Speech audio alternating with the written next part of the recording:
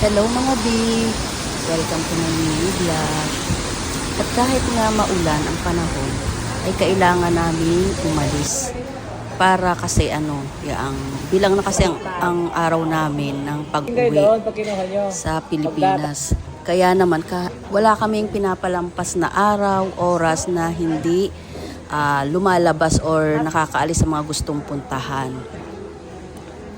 Bali, nag-stay nga pala kami sa Taoyuan and then pupunta kami ng Taipei ngayon kasi magtitingin-tingin lang ba at dito ko nakita ang mga high-end na mga product, yung mga sikat gaya ng LV, Chanel, Miu Miu at Lululemon. Kaya lang hanggang tingin na lang, ang gaganda pala sa personal ng mga yan. Dati ay nakikita ko lang yan sa cellphone, ganun. Ngayon nakita ko na ng personal, ay grabe, ang ganda. Kaya lang ay hindi tayo anak ng kontraktor, kaya hanggang tingin na lang tayo. Hindi natin pwedeng hawakan.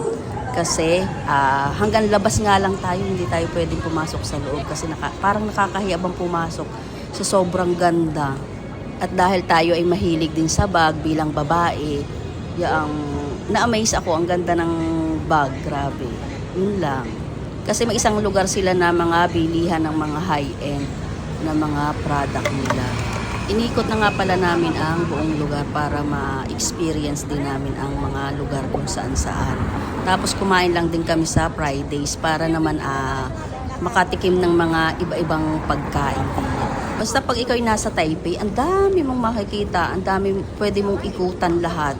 Naandyan lahat, wala ka ng ibang hahanapin pa. Yung mga kailangan mo, naandyan na rin lahat. Mag-ikot-ikot ka lamang diyan sa Taipei. Parang yan yung mga tourist spot sa Taiwan, ang Taipei. Kaya naman halos lahat ng mga turista ay diyan pumupunta sa Taipei. Yun lang mga B, bye!